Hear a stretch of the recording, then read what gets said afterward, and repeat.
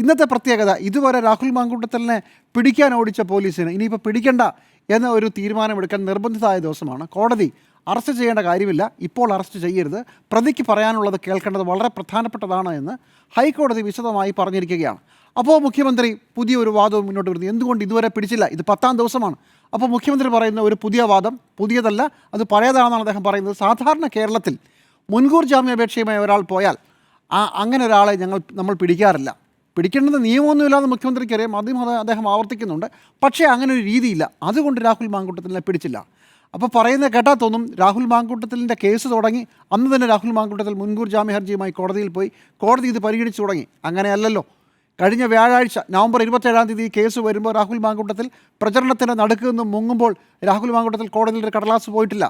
അത് കഴിഞ്ഞ് വെള്ളിയാഴ്ച, ശനിയാഴ്ച, ഞായർ, തിങ്കളാഴ്ച ആകുമ്പോഴാണ് കോടതിയിലേക്ക് കടലാസ് വരുന്നത്. അപ്പോഴേക്കും രാഹുൽ മാങ്കൂട്ടത്തിൽ ഇപ്പോൾ നമുക്ക് ലഭിക്കുന്ന വിവരമനുസരിച്ചാണെങ്കിൽ തമിഴ്നാട്ടിലോ കർണാടകത്തിലോ എവിടെയൊക്കെ പോയി ഒളിച്ചു പോയിരുന്നു.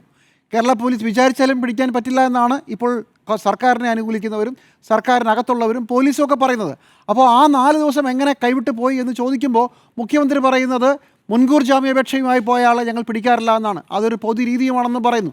ശരിയുമാണ്. പക്ഷേ മുൻകൂർ ജാമ്യത്തിന് പോകുന്നതിന് മുമ്പുള്ള 4 ദിവസം ഉണ്ടായിരുന്നല്ലോ സർക്കാരെ, അത് ചെയ്തില്ലല്ലോ. ഇതാണ് ഇന്ന് വിവാദത്തിൻ്റെ ഏറ്റവും പുതിയ ഘട്ടം രാഹുൽ മാങ്കൂട്ടത്തിൻ്റെ കാര്യത്തിൽ.